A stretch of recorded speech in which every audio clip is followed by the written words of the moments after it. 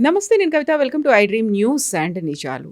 Iran మీద America Israel యుద్ధాన్ని start చేసిన తర్వాత అది ఆల్మోస్ట్ 3 monthsకి చేరుకుంటున్నటువంటి సమయంలోనే సీజ్ ఫైర్ కంటిన్యూ చేయాలా, లేకపోతే అబ్రప్ట్గా యుద్ధాన్ని ఎండ్ చేయాలా, చర్చలకు పిలవాలా, ఇలాంటి బోల్డంతా సందిగ్ధత ఉన్నప్పుడు, ప్రపంచమంతా సంక్షోభం దిశగా వెళ్తున్నప్పుడు డొనాల్డ్ ట్రంప్ సడన్గా ఇంకొక డెసిషన్ తీసుకున్నారు అనేటువంటి వార్తలు వస్తున్నాయి. అది క్యూబా మీద అటాక్ చేయాలని. వెనిజువేలా మీద ఎలా అయితే అటాక్ చేశారో అలాగే క్యూబా నెక్స్ట్ టర్న్ అనేటువంటి వార్తలు వినిపిస్తున్నటువంటి నేపథ్యంలో చైనా అండ్ రష్యా ఇమ్మీడియట్గా మధ్యలోకి ఎంటర్ అయ్యాయి, ఇంటర్వ్యూన్ చేస్తున్నాయి.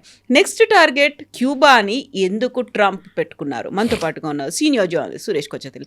సార్ నమస్తే. మనం గతంలోనే అనుకున్నాము వెనిజువేలా తర్వాత ఇంకేమున్నాయి అనుకుంటే క్యూబా ఉంటుంది, ఆ లైన్లో ఆ క్యూబా కూడా ఉందని. బట్ అనుకోకుండా ఇరాన్ వచ్చింది. ఇరాన్ని ఏం చేయాలో తెలియకుండా ఇప్పుడు మళ్ళీ క్యూబా వైపు వెళ్తున్నారని. సో ఇరాన్ని అక్కడే స్టాండ్ స్టిల్ అలాగే ఉంటుందా? ఏం చేయాలో అర్థం కావట్లేదు అసలు. అది అంతే. బికాస్ ఇప్పుడు అందరు అంటున్నారు చర్చలు నడుస్తున్నాయి, వీఆర్ డూయింగ్ టాక్స్ అంటారు. యాక్చువల్లీ టాక్స్ ఏం జరగట్లేదు. అసీమ్ మునీర్ వెళ్తున్నారని చెప్పారు, అసీమ్ మునీర్ కూడా వెళ్ళట్లేదు ఇరాన్కి. ప్రాబ్లం ఏమైందంటే సౌదీ అరేబియా హజ్ నడుస్తుంది ఇప్పుడు. ఈ హజ్ సీజన్లో మీరు బాంబు వేస్తే ఇరాన్ మళ్ళీ మా మీద బాంబు వేస్తారు, మొత్తం ఫ్లైట్స్ అని ఆగిపోతాయి. Hajj will become a big problem. పిలిగ్రిమ్స్కి చాలా ప్రాబ్లం అయిపోతుంది. మన లోకంలో అన్ని కోణాల నుంచి వస్తారు కదా వాళ్ళు, అప్పుడు పెద్ద ఇష్యూ అయిపోతుందని చెప్పి పెట్టారు. ఇది ఇంటర్నేషనల్ మీడియా ఎక్కడ మాట్లాడలేదు. నేను మొన్న ఒక అరబిక్ న్యూస్ రిపోర్ట్లో చూశాను. ఇది ఇంగ్లీష్లో ట్రాన్స్లేట్ చేసుకొని దేవర్ సేయింగ్ సౌదీ అరేబియా దానికోసం రిక్వెస్ట్ చేశారు because of Hajj. After Hajj you do what you want, ఇప్పుడు చేయకండి. దానికి ఒక ఎక్స్క్యూజ్ క్రియేట్ చేశారు ప్రెసిడెంట్ ట్రంప్, దేయింగ్ దట్ మేము చర్చలు నడుపుతున్నాం. ఏం చర్చ నడవట్లేదు ఇప్పుడు, నథింగ్ ఈజ్ హ్యాపెనింగ్. ఎందుకంటే ముస్తఫా ఖమేనీ నిన్న ఒక స్టేట్మెంట్ కూడా ఇచ్చారు, which Reuters had quoted, saying that ఇక్కడి నుంచి యురేనియం తీసుకెళ్లే ప్రసక్తే లేదు, ఇంత అణు మాత్రం కూడా వెళ్ళదు. సో కానీ దాన్ని డినై ఎవరు చేశారు? యుఎస్ డినై చేస్తున్నారు. ఏది చెప్పింది ఇరాన్, డినై చేస్తుంది US. So you can make out very clearly ఏ నెగోసియేషన్స్ నడవట్లేదు. పాకిస్తాన్ వాళ్ళు తిరుగుతున్నారు, అక్కడిక్కడ తిరుగుతున్నారు, కానీ ఎక్కడికి ఏం జరగట్లేదు. సో దాని నడిమిట్లో ఈ క్యూబన్ క్రైసిస్ యాక్చువల్లీ మొదలైంది, కొన్ని రోజులు అయింది యాక్చువల్లీ, ఇప్పుడు కొత్త కాదు. కానీ నిన్న ఒక మార్పు ఏమొచ్చిందంటే పాత 1996లో ఈ క్యూబా నుంచి పారిపోయిన చాలామంది అండర్ కమ్యూనిస్ట్ రూల్ వాళ్ళు ఫ్లారిడాలో వెళ్ళి సెటిల్ అయ్యారు, యుఎస్ సదర్న్ కోస్ట్లో. అండ్ అదే ఫ్లారిడాలో మార్కో రూబియో అక్కడి నుంచి వచ్చారు. He speak Spanish, is a son of వీళ్ళు క్యూబన్ ఇమిగ్రెంట్స్ కొడుకు ఆయన. సో ఈవెన్ ప్రెసిడెంట్ ట్రంప్ అప్పుడప్పుడు జోక్ కొడుతుంటారు దట్ నెక్స్ట్ క్యూబన్ ప్రెసిడెంట్ని మార్కో రూబియోని అపాయింట్ చేస్తాను నేను అని చెప్పేసి. సో మార్కో రూబియో నిన్న స్పానిష్లో అడ్రస్ చేశారు. ఈ టోల్డ్ ద క్యూబన్స్, మీకు చాలా మంచి ఫ్యూచర్ ఉంది, మీ ఇప్పుడున్న గవర్నమెంట్ని మీరు తీసేస్తే మేము same dialogue, Iran dialogue. And మనకు తెలిసి ఇరాన్లో ఏం జరగలేదు. ఇరాన్ ప్రజలకు చెప్పారు, మీరు మీ గవర్నమెంట్ తీసి పక్కన పడేస్తే మీకు మొత్తం గోల్డెన్ ఏజ్ వచ్చేస్తుంది ఇరాన్ కన్నా. ఏం జరగలేదు అక్కడ, నో రెజీమ్ చేంజ్, నథింగ్. వెనిజువేలాలో చేశారు, కానీ క్యూబాలో అంత ఈజీ కాదు. ఒక రెజీమ్ చేంజ్ చేయాలంటే క్యూబాలో ఫస్ట్ ఆఫ్ ఆల్ ఈ రౌల్ కాస్ట్రో, ఆ స్టోరీ 1996 చెప్పాను చూడండి. అది ఏం జరిగిందంటే ఈ ఫ్లారిడా ఉన్న రెబెల్స్ చాలామంది క్యూబన్ రెబెల్స్ ఏం చేస్తారంటే క్యూబా నుంచి పారిపోవడానికి ట్రై చేస్తున్న చాలామంది చిన్న బోట్లలో బయలుదేరుతారు. అక్కడ ఒకటి వాళ్ళని క్యూబన్ నేవీ పట్టుకుంటారు, లేకుంటే అక్కడి నుంచి కొంచెం బయటికి వచ్చి ఇంటర్నేషనల్ వాటర్లో రాగానే సీ చాలా రఫ్ ఉంటుంది. ఓకే, గల్ఫ్ ఆఫ్ మెక్సికో ఆ ఏరియాలో, కరేబియన్ ఏరియాలో కరెంట్స్ చాలా హార్డ్గా ఉంటుంది. సో వాళ్ళు సింక్ అయిపోతారు, యూజువలీ మునిగిపోతాయి బోట్లని. అంత పెద్ద బోట్లు కూడా తీసుకెళ్లారు, చిన్న బోట్లు వెళ్తారు, ఫ్యామిలీస్, 2 ఫ్యామిలీస్ 3 ఫ్యామిలీస్ అట్లా. సో వీళ్ళేం చేశారంటే బ్రదర్స్ ఇన్ ఆర్మ్స్ అని చెప్పి ఒక చిన్న ఫోర్స్ తయారు చేశారు. వీళ్ళు ప్రైవేట్ ఎయిర్క్రాఫ్ట్ చార్టర్ చేసి ఆ ప్రైవేట్ ఎయిర్క్రాఫ్ట్ నుంచి వీళ్ళు ఈ బోట్స్ దగ్గర వెళ్ళి ప్రాబ్లం కనుక్కొని వీళ్ళు they drop the life boys వాళ్ళ కోసం. ఎక్కడైనా మునిగిపోతే కూడా దాని లైఫ్ జాకెట్ వేసుకోవచ్చు అని చెప్పేసి. అదే టైంలో వాళ్ళు యూఎస్ కోస్ట్ గార్డ్ని ఇన్ఫార్మ్ చేస్తారు, saying that there is a small boat in distress అంటే వాళ్ళు కోస్ట్ గార్డ్ పంపిస్తారు. అట్లాంటి దాంట్లో వీళ్ళు ఇంకా ఏం చేస్తారంటే క్యూబాలో ఎంటర్ అయ్యి లీఫ్లెట్స్ పడేస్తారు క్యూబన్స్కి, మీరు ఇక్కడ నుంచి పారిపోయండి, మీరు వచ్చేసేయండి యూఎస్ వైపు, మీ గవర్నమెంట్ని మీరు ఇక్కడ నుంచి you have to dismantle this. అప్పుడు ఫిడెల్ కాస్ట్రో ఉండే ఆ టైంలో, మీకు గుర్తుండే, రాల్ కాస్ట్రో వాళ్ళ తమ్ముడు. సో ఫిడెల్ కాస్ట్రో టైంలో ఒక అటాక్ జరిగింది. అంటే ఇట్లాంటి ఒక ఎయిర్క్రాఫ్ట్ క్యూబన్ ఎయిర్ స్పేస్లో ఎంటర్ అయినప్పుడు క్యూబన్ యాంటీ ఎయిర్క్రాఫ్ట్ మిసైల్ దాన్ని కొట్టి 4 చనిపోయారు, 2 పైలట్లు అండ్ 2 సివిలియన్స్. సో దానికోసం ఆ పాత 30 సంవత్సరాల పాత కేసుని ఇప్పుడు బయటికి తీశారు. ఆ టైంలో Raul Castro who is now 94 and who is మన ఫిడెల్ కాస్ట్రో వాళ్ళ అన్న, ఆయన ఇప్పుడు 94 ఉన్నారు. ఆయన మీద కేసు వేశారు. He was the defence minister then. ఇప్పుడు ఎందుకు ఇన్ని సంవత్సరాల తర్వాత మీరు అడగవచ్చు అంటే వాళ్ళకి ఎక్స్క్యూజ్ చూస్తున్నాను. ఈయనని మీరు యూఎస్ తీసుకెళ్ళి ఇండిక్షన్ నిన్న ఒక కంప్లైంట్ నిన్న ఆర్గనైజ్ చేసి ఫార్మలీ ఛార్జ్ చేశారు ఆయన యూఎస్లో. And same day Cuban formation day రోజు చేయడం అనేది. ఎందుకంటే వీళ్ళు కావాలని చెప్పి ఒక ఎక్స్క్యూజ్ కావాలి కదా. ఆయన అక్కడి నుంచి ఇప్పుడు వెనజువేలాలో మడూరోని ఎట్లా తీసుకెళ్లారు అదే టైప్ ఎక్స్క్యూజ్ ట్రై చేస్తున్నారు ఇక్కడ. వీళ్ళ లాజిక్ ఏంటంటే ఒకసారి రాల్ కాస్ట్రోని అక్కడికి తీసుకెళ్ళిపోతే క్యూబన్ రిజిమ్ మొత్తం పడిపోతుంది. అట్లా కాదు, ఆయన రిటైర్ అయ్యి 10 సంవత్సరాలు అయింది. ఇప్పుడు పవర్ ఆయన చేతిలో లేదు టెక్నికలీ స్పీకింగ్, కానీ వాళ్ళ కమ్యూనిస్ట్ వాళ్ళ దాంట్లో నడుస్తుంది, భావజాలంలో నడుస్తుంది అక్కడ. కానీ క్యూబాలో ఫస్ట్ టర్మ్ ప్రెసిడెంట్ ట్రంప్ తర్వాత కూడా ఆయిల్ క్రైసిస్ ఒకటి మొదలైంది. ఇప్పుడు సెకండ్ టర్మ్లో రాగానే ఇంకా చాలా స్ట్రిక్ట్ చేసేసారు. ఒక్క షిప్ ఆయిల్ తీసుకుని ఒక షిప్ కూడా అక్కడ వెళ్ళకూడదు క్యూబాలో అని చెప్పి ఒక శాంక్షన్ పెట్టేశారు యూఎస్. అది కాకుండా మెడిసిన్స్ కూడా క్యూబాకి వెళ్ళదు, ఫుడ్ కూడా క్యూబాకి వెళ్ళదు అని చెప్పేసి. ఇది అక్కడున్న చాలా పెద్ద ఒక క్రైసిస్ క్రియేట్ చేసింది. ఆకలితోని మందులు లేకుండా చాలామంది చనిపోయారు. మన దగ్గర మోదీ గారు కోవిడ్ టైంలో వెసల్స్ కొట్టమన్నారు, ఇప్పుడు క్యూబన్స్ అదే చేస్తున్నారు అక్కడ. ఇప్పుడున్న ఈ పరిస్థితుల్లో క్యూబన్స్ ఆర్ బికమ్ డెస్పరేట్, ఎందుకంటే ఎలక్ట్రిసిటీ లేదు, వితౌట్ ఆయిల్ వాళ్ళు నడిపిలేరు వాళ్ళ పవర్ ప్లాంట్స్. మనలాగా బొగ్గు లేదు అక్కడ ఎక్కువ, అండ్ న్యూక్లియర్ అయితే అవుట్ ఆఫ్ క్వశ్చన్. ఇదంతా చూసినప్పుడు డెఫినెట్గా యూఎస్ ఒక చేంజ్ ఆఫ్ రెజ్యూమ్ కోరుకుంటున్నారని చాలా క్లియర్గా తెలిసిపోతుంది. కానీ ఎట్లా జరుగుతుంది, ఏం జరగబోతుంది అనేది చెప్పినప్పుడే సడన్గా రష్యా అండ్ చైనా దీంట్లో దిగారు. చైనా కూడా చాలా strict, Chinese foreign ministry spokesperson నిన్న చాలా స్ట్రిక్ట్ వార్నింగ్ ఇచ్చారు యూఎస్కి. Don't try and meddle in it, అంటే అక్కడ వెళ్ళి మీరు క్యూబాలో ఏం ట్రై చేయకండి అని చెప్పేసి. రష్యా కూడా అదే అన్నారు. రష్యా కన్నా ఎక్కువ సీరియస్ తీసుకునే చైనాని సీరియస్గా తీసుకుంటారు. ఇన్ఫ్యాక్ట్ రష్యా అండ్ చైనా ఇప్పుడు కాదు, 1960s క్యూబాలో వీరిద్దరు నడిమిట్లో టెన్షన్ ఉండే. అప్పుడు యూఎస్ పక్కన ఉండే, వీళ్ళిద్దరు నడిమిట్లో. అదే ఎందుకంటే అప్పుడు క్యూబన్ మిసైల్ క్రైసిస్ అని చెప్పి ఒక క్రైసిస్ ఉండే జాన్ ఎఫ్ కెనడీ టైంలో 60s. అదేం జరిగిందంటే ఆ టైంలో అమెరికా వాళ్ళ మిసైల్స్ తీసుకెళ్ళి ఇంగ్లాండ్, టర్కీ అక్కడ పెట్టారు న్యూక్లియర్ మిసైల్స్. ఐ థింక్ ఇంగ్లాండ్లో పెట్టిన దాని ప్రాజెక్ట్ పేరు ప్రాజెక్ట్ ఎమిలీ అని ఉండే. అండ్ ఇదంతా సోవియట్ యూనియన్ స్ట్రైకింగ్ డిస్టెన్స్లో ఉండే మిసైల్స్ అని. అవి చూసిన రష్యా అంటే అప్పుడు యూఎస్ఎస్ఆర్కి కోపం వచ్చి వాళ్ళేం చేశారు, మీరు ఇది చేస్తారని చెప్పి క్యూబాలో తీసుకెళ్ళి వాళ్ళ మిసైల్స్ పెట్టారు. అదొక యూఎస్ రికానసెన్స్ ఫ్లైట్ దాని కెమెరాలో క్యాప్చర్ చేసుకుంది. అప్పుడు యూఎస్ ఏం చేశారు, వాళ్ళు డిమాండ్ చేశారు, మీరు ఇక్కడ తీయకపోతే మేము మీ మీద న్యూక్లియర్ అటాక్ చేస్తాం అని. That is called the Cuban missile crisis. I think American foreign పాలసీలో అన్నిటికీ పెద్ద, ఇప్పుడు కూడా చాలా మటుకు పొలిటికల్ సైన్స్ స్టూడెంట్స్ అంతా చదువుతున్న ఒక case study, the Cuban missile crisis.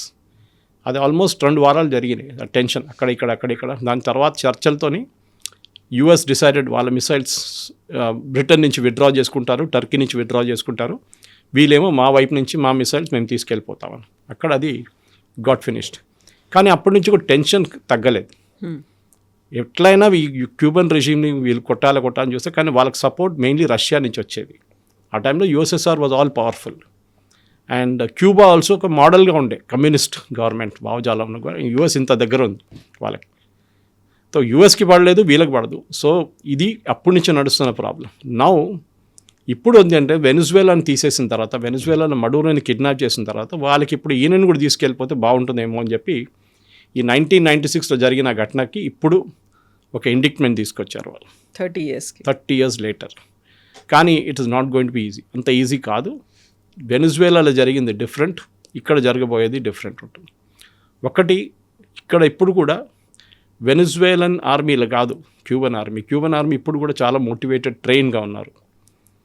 బహుశా ప్రెసిడెంట్ ట్రంప్ ఇరాన్లో చూసిన అదే ఫ్లాప్ షో ఇక్కడ కూడా జరగవచ్చు మోస్ట్లీ. ఆయన ఒక డైవర్షన్ టాక్టిక్ అని అమెరికాలో ఉన్న క్యాపిటల్లో ఉన్న చాలామంది పార్లమెంటేరియన్స్ అంటున్నారు, వాళ్ళ కాంగ్రెస్ మెన్ అంటున్నారు. అంటే అక్కడ ఓడిపోయాడు కదా, ఇరాన్లో ఏం చేయలేకపోతున్నాడు, క్యూబా చేసేసి మేము గెలిచేసాం యుద్ధం అని చెప్పి ఇంటికి తిరిగి రావడానికి ట్రై చేస్తున్నారు ట్రంప్ అంటున్నారు అనమాట. బహుశా కరెక్ట్ ఉండొచ్చు. అటెన్షన్ డైవర్ట్ చేస్తున్నారు.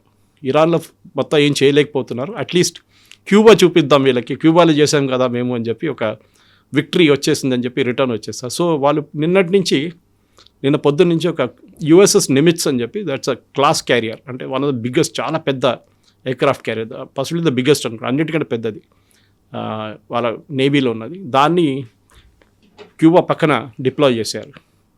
సో అదొక ఫస్ట్ సంకేతం అనమాట, that something big is about happen అని. దాని తర్వాత ఎందుకంటే ఒక ఎయిర్క్రాఫ్ట్ క్యారియర్ ఒంటరిగా వెళ్ళదు, తోడు ఒక 10 షిప్స్లు ఉంటుంది, ఫ్లాటిలా లాగా. సో 10 షిప్లు తోడుపోయి ఉంటుంది, ఎయిర్క్రాఫ్ట్స్ ఉన్నాయి, హెలికాప్టర్స్ ఉన్నాయి, అన్నీ ఉంటాయి. ఇవన్నీ పాసిబ్లీ అక్కడి నుంచి మడూరో మీద చేసిన అదే అటాక్ క్యూబా మీద కూడా జరగవచ్చు. కానీ ఒక సోవియట్ యూనియన్ వార్నింగ్ తర్వాత, అంటే రష్యా వార్నింగ్ తర్వాత, చైనా వార్నింగ్ తర్వాత మళ్ళీ యూఎస్ ట్రై చేస్తారా లేదో అని చూడాల్సింది. ఇప్పుడు ఎందుకు ఈ రెండు ఇంటర్వ్యూన్ అవుతున్నాయి? చైనా అండ్ రష్యాకు ఉన్నటువంటి ఇంట్రెస్ట్లు ఏంటి క్యూబా మీద? పొలిటికల్ జాకింగ్ అది.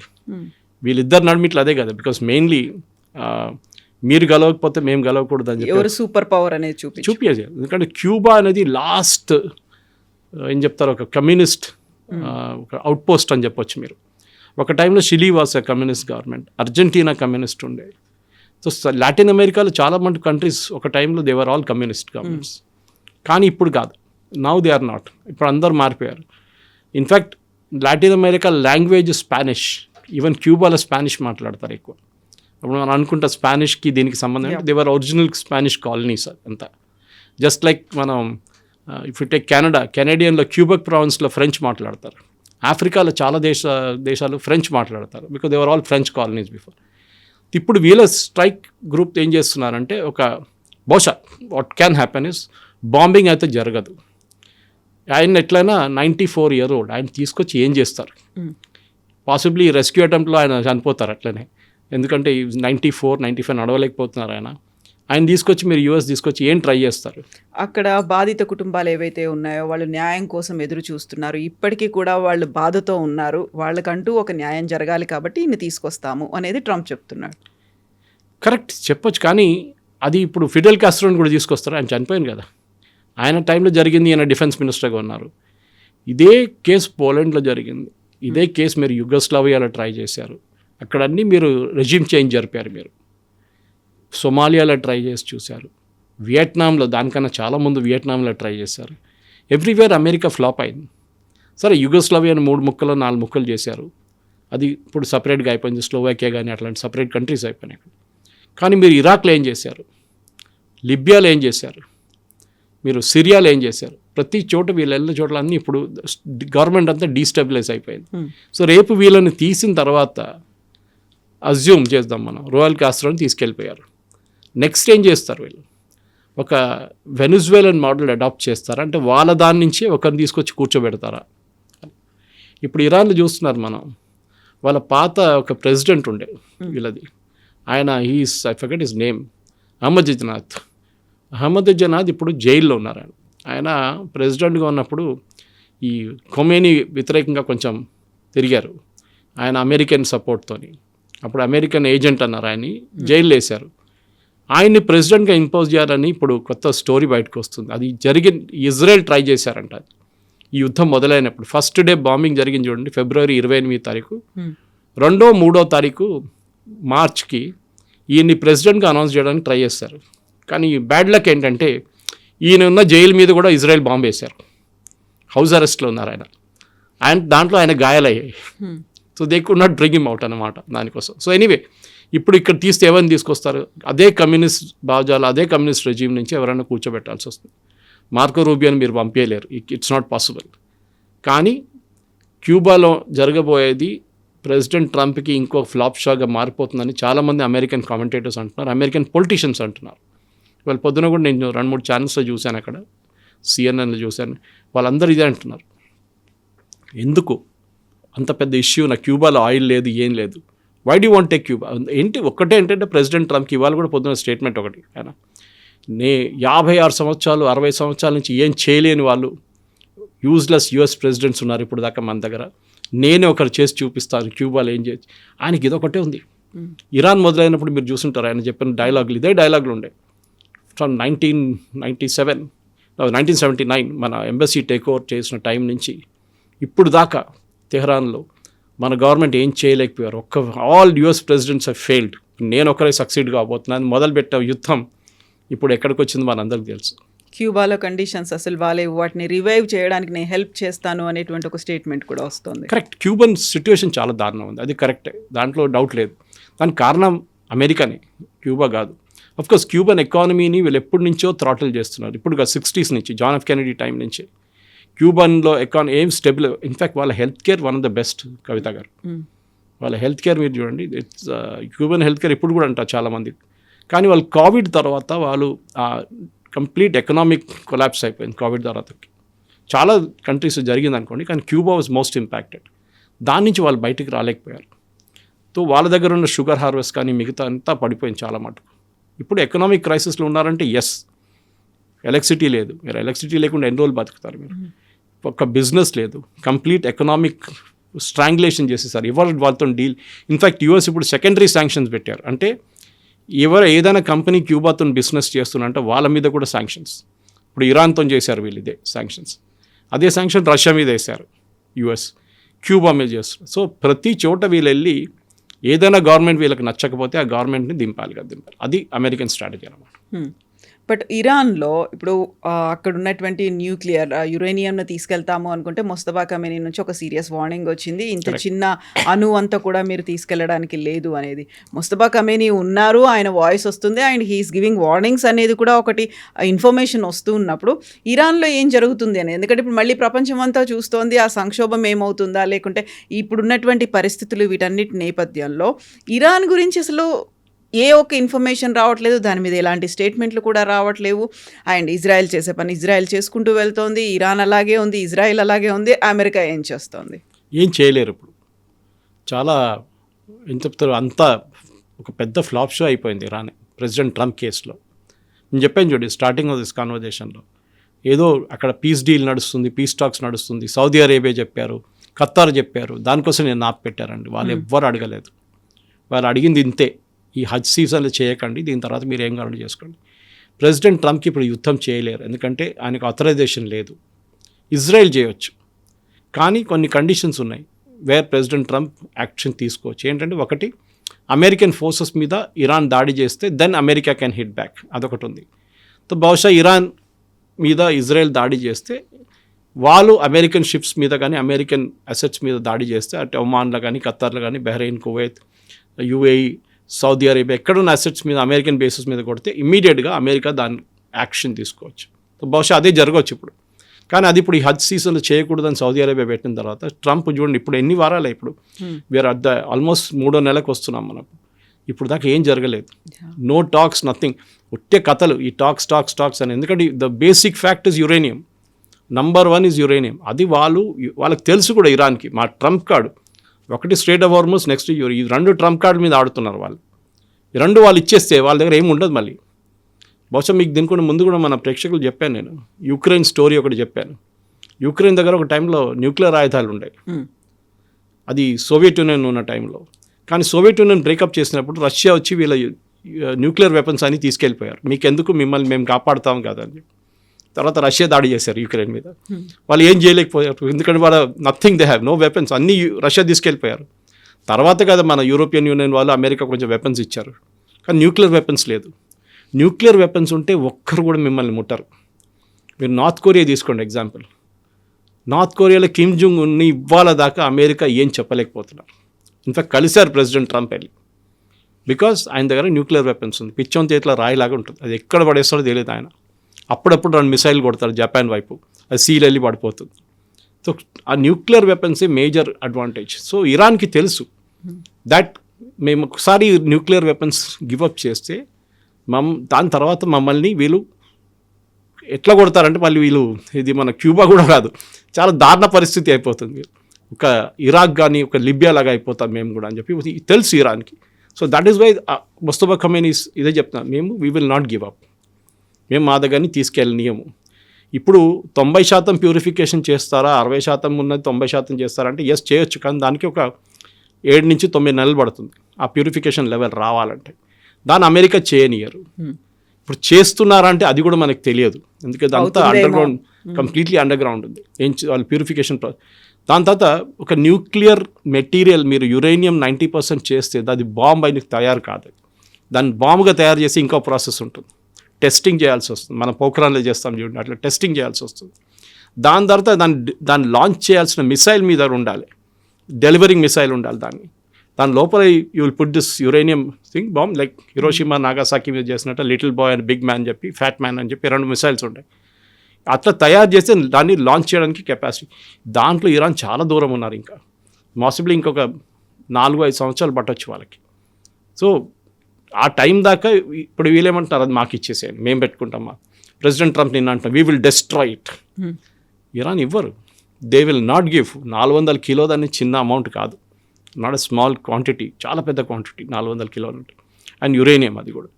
సో అదొకటి. రెండోది స్ట్రెయిట్ ఆఫ్ హార్మోస్, ఇది 2 కూడా ఛాన్స్ ఇవ్వ. సో ఇప్పుడు క్యూబా మీద ఎందుకు చేస్తున్నారంటే ఒక అటెన్షన్ డైవర్షన్ లాగా నడుస్తుంది.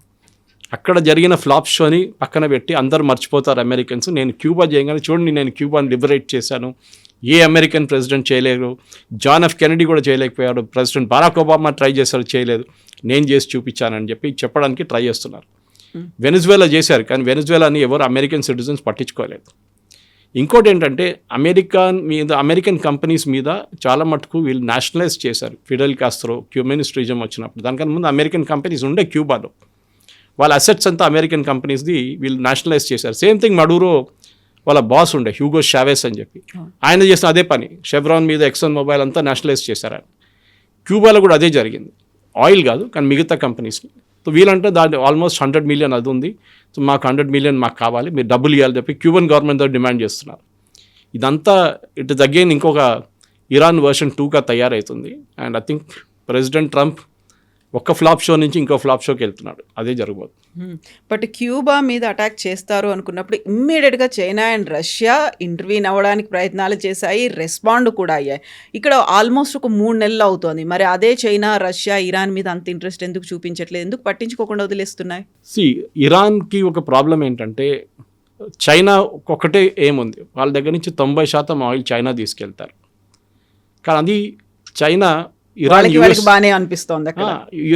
ఇదే ఇరాన్ యుఎస్ పక్కన ఉందనుకోండి, రేపు జాగ్రఫికలీ చైనా కాదు రష్యా అందరు వచ్చి కూర్చుంటారు అక్కడ. Because they want somehow Cuban missile crisis అట్లనే స్టార్ట్ అయింది. వాళ్ళు అక్కడి నుంచి వాళ్ళు మిసైల్స్ కూడా పెట్టుకుంటారు అక్కడ యుఎస్ పక్కన, చూడండి మేము ఇక్కడ ఉన్నాము అని చెప్పేసి. ఇరాన్ చాలా దూరం ఉంది. దానికోసం అప్పుడప్పుడు ప్రెసిడెంట్ ట్రంప్ చెప్తుంటారు వీఆర్ సపరేటెడ్ బై 2 oceans అని. Exactly correct. సో దానికోసం ఇరాన్ అక్కడ దాకా రీచ్ చేయలేరు. ఇరాన్ దగ్గర ఒక మిసైల్ ఉంది అనుకోండి, 5,000 కిలోమీటర్లు ట్రావెల్ చేసే మన అగ్ని లాంటిది, then you can use it. కానీ వాళ్ళ దగ్గర లేదు అది. లాస్ట్ డిగో గాషియా దాకా కొట్టారు 2000 kilometres. So it's not a big range అంత లేదు వాళ్ళ దగ్గర. సో దానికోసం సో చైనాకి ఏంటంటే వాళ్ళ ఆయిల్ కావాలి, వాళ్ళ ఆయిల్ కాకపోతే రష్యా ఇస్తారు మాకు, వాళ్ళకి ప్రాబ్లం లేదు అది. కానీ ఎస్ వస్తే బాగుంటుంది. వెనిజువేలాలో ఆయిల్ పోయింది వాళ్ళ చేతి నుంచి. రష్యాకి ఇంకోటి వాళ్ళకి ఆల్రెడీ ఒక యుద్ధం నడుస్తుంది అక్కడ, వాళ్ళు దాంట్లోనే ఫుల్ కాన్సన్ట్రేషన్ ఉన్నారు. ఆ టైంలో ఇరాన్లో వచ్చి ఇరాన్ మీద పెడితే ఏం చేస్తారు, ఏం చేయలేరు. సో దానికోసం వీళ్ళిద్దరూ దే హ్యావ్ గివెన్ అప్ అని ఇరాన్. అది ఏమైతే కానివ్వండి, వాళ్ళు కొట్టుకుంటారు, వాళ్ళు వస్తారు అక్కడ అని చెప్పేసి. కానీ ఇరాన్ ఈజ్ నాట్ ఈజీ, మనం చూసాం. వాళ్ళ కరెక్ట్ వాళ్ళ ఎకానమీ మొత్తం కంప్లీట్గా ధ్వంసమైంది, వాళ్ళ ఇన్ఫ్రాస్ట్రక్చర్ మొత్తం పోయింది. కానీ డెఫినెట్గా ఇరాన్ సర్వైవ్డ్ అంతే. వాళ్ళు రేపు ఉంటారో లేదో తెలియదు ఈ గవర్నమెంట్. కానీ Cuba is a different game. Cuba geographical proximity America దగ్గర ఉన్నది అన్నిటికంటే పెద్ద అడ్వాంటేజ్.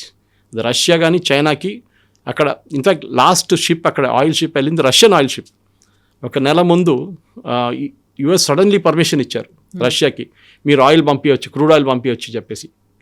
కానీ వాళ్ళ దగ్గర రిఫైనింగ్ కెపాసిటీ లేదు క్యూబా దగ్గర. So they have to send diesel and petrol పంపించాల్సి వచ్చింది, రిఫైన్ చేసింది. ఇది చేశారు రష్యా. సో రేపు రష్యా మళ్ళీ అంటారు మేము మళ్ళీ సప్లై చేస్తుంటే యుఎస్ ఆపుతారా? వాళ్ళు ఆల్రెడీ ఒక బ్లాకేడ్, ఇరాన్ బ్లాకేడ్ లాగా ఒక బ్లాకేడ్ అక్కడ నడుస్తుంది క్యూబా పక్కన. చేస్తారో లేదో తెలియదు. కానీ ఒక ఫ్లాష్ పాయింట్గా as it's a flash point. మడూరోలాగా అంత ఈజీగా ఉంటుంది ఉండదు. క్యూబన్ ఆర్మీ కానీ క్యూబన్ ప్రజలు డెఫినెట్గా దాన్ని అడ్డుకుంటారు అమెరికన్ ఆపరేషన్ని, దాంట్లో డౌట్ లేదు. స్ట్రగుల్ ఫర్ ఎగ్జిస్టెన్స్ అంటారు, సర్వైవల్ ఆఫ్ ద ఫిట్టెస్ట్ అంటారు. దీంట్లో ఇరాన్ గట్టిగానే అయితే నిలబడుతోంది. ఎన్ని దెబ్బలు తిన్నప్పటికీ, ఎంత లాస్ అయినప్పుడు కూడా అలాగే ఉంటుంది. బట్ మిగతా ప్రపంచాల మీద మాత్రం ఆ ఇంపాక్ట్ అనేది చాలా చాలా ఉంటుంది. దానికి తగ్గట్టుగా ఇప్పటి నుంచే స్ట్రాటజీస్, ప్లాన్స్ అన్నీ మార్చుకుంటున్నారు కాబట్టి ఇంకెవరు దాని గురించి పట్టించుకోరా? చెలేగా అన్నట్టు వదిలేస్తున్నారా? ఇంకా అంతేనా? వి నీడ్ టు యాక్సెప్ట్ అన్నట్టుగా? అమెరికన్ పాలిటిక్స్ అనేది మనం 1960 వియట్నాం నుంచి మొదలు కావచ్చు. వియట్నాం నుంచి మేము తీసుకోవచ్చు. వియట్నాంలో 19 సంవత్సరాలు వాళ్ళు పోరాటం చేశారు. Vietnamese 19 years. అప్పుడు కూడా అమెరికా గెలవలేకపోయారు. 160,000 మందిని పెట్టారు అక్కడ ఒక టైంలో. ఎంతోమంది చనిపోయారు అమెరికన్ సోల్జర్స్. ఇప్పుడు కూడా మిస్సింగ్ ఇన్ యాక్షన్ ఉన్నారు చాలామంది. అప్పుడప్పుడు వాళ్ళ స్కెలిటన్స్ బాడీస్ దొరుకుతున్నాయి వియట్నామీస్ జంగిల్స్లో ఎక్కడో. ఎయిర్క్రాఫ్ట్ ఎన్నో పోయినాయి. మన దగ్గర అరుణాచల్ ప్రదేశ్ దగ్గర దొరికింది మన ఒక ఎయిర్క్రాఫ్ట్ వాళ్ళది. సో అమెరికాకి లెసన్స్ ఏంటంటే, ఒకటి, వాళ్ళు వాళ్ళ సాయిల్లో యుద్ధం చేయరు. మీరు గుర్తుపెట్టుకోండి, వాళ్ళ దాంట్లో యుద్ధం ఇప్పుడు దాకా జరగలేదు అమెరికాలో. వాళ్ళు మిగతా చోట్ల వెళ్ళి యుద్ధం చేస్తారు. They will never fight on the soil. 2 సార్లు జరిగింది. ఒకటి కరెక్ట్ అని యుద్ధం, 2వసారి 9/11. అవును, ఇట్ ఈస్ నాట్ ఎ యుద్ధం అని చెప్పి, it's terrorist attack. First one was pearl harbour. Japanese వచ్చి కొట్టారు చూడండి, ఎగ్జాక్ట్లీ, కామెకాసి.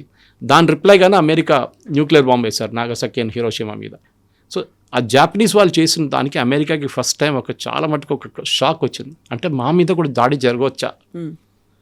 దాని తర్వాత 9/11 జరిగింది. అప్పుడు కూడా వాళ్ళు అడిగారు, is it really possible American attack మా దగ్గర ఇంత ఇన్ఫ్రాస్ట్రక్చర్ ఉంది, మా దగ్గర మిసైల్స్ ఉన్నాయి, మా దగ్గర యాంటీ ఎయిర్క్రాఫ్ట్ ఉండి కూడా మేము ఆపలేకపోయామా ఇది అని చెప్పేసి. దానికోసం ప్రెసిడెంట్ ట్రంప్ ఇప్పుడు ఒక గోల్డెన్ షీల్డ్ తయారు చేస్తున్నారు, ఐరన్ డోమ్ లాగా.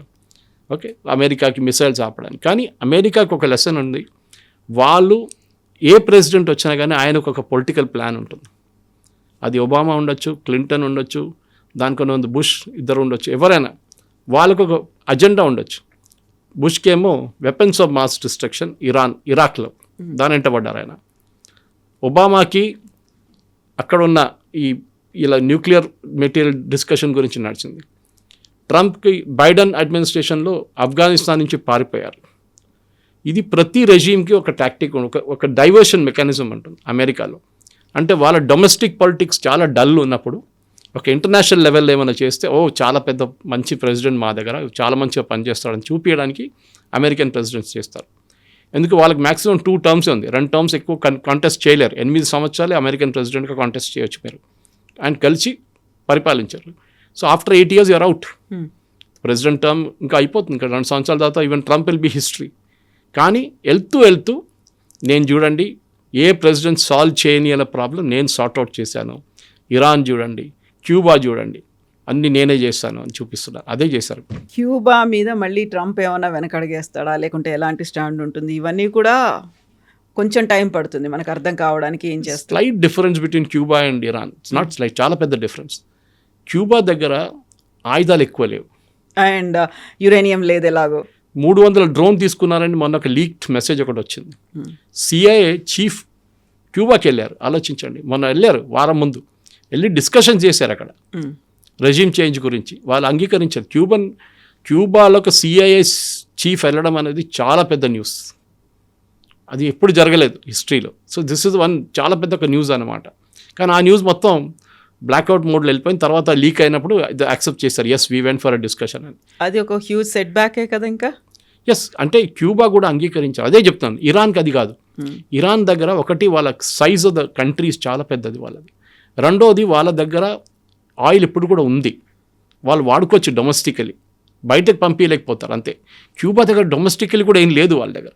దే ఆర్ లిటరలీ బ్యాంక్రప్ట్, డబ్బులు లేవు, ఆయిల్ లేదు, మెడిసిన్స్ లేదు, ఏం లేదు. అట్లాంటి పరిస్థితుల్లో ఒక్కొక్కసారి ద గవర్నమెంట్ విల్ సరెండర్. ఇరాన్కి అడ్వాంటేజ్ ఉంది, వాళ్ళ దగ్గర ఇది అన్నీ ఉన్నాయి, ఎక్సెప్ట్ వాళ్ళు బయటికి పంపించలేకపోతున్నారు డబ్బులు. అది పెద్ద problem. Thank you so much. Thank you very much. Thank you.